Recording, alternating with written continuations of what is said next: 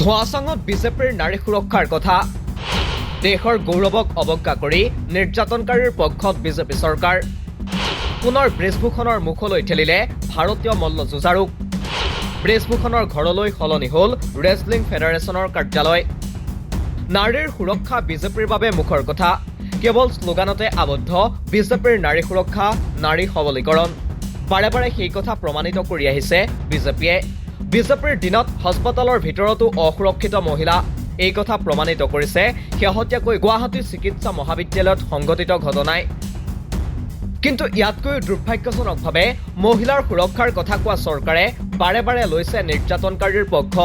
উল্লেখ্য যে 2023 চনত দিল্লীৰ ৰাজপথ উত্তাল কৰিছিল দেশৰ একাংশ মল্লযুঁজাৰুৱে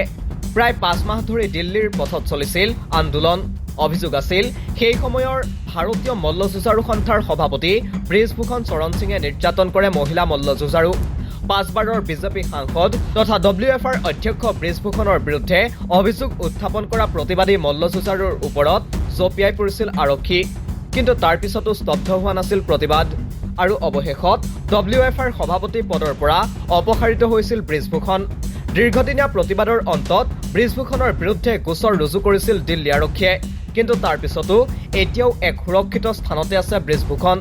উল্লেখ্য যে যৌন নিৰ্যাতনৰ অভিযোগৰ বাবে বিগত লোকসভা নিৰ্বাচনত অৱতীৰ্ণ হ'ব পৰা নাছিল ব্ৰিজভূষণ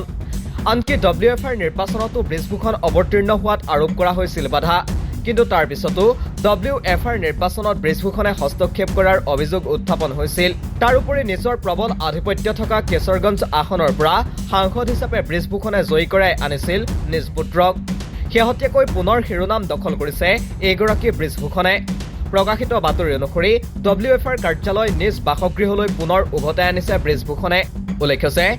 21 আকবৰ ৰোডৰ নিজৰ বাসগৃহক WFR কাৰ্যালয় হিচাপে ব্যৱহাৰ কৰি আহিছিল ব্ৰিজভূষণে আৰু এই কাৰ্যালয়তে ব্ৰিজভূষণৰ পৰা নিৰ্যাতনৰ সন্মুখীন হোৱা বুলি অভিযোগ আনিছিল মল্লযুঁজাৰুসকলে ইয়াৰ পিছতে হৰিনগৰৰ এটা কোঠাৰ ঘৰ এটালৈ কাৰ্যালয় স্থানান্তৰ কৰিছিল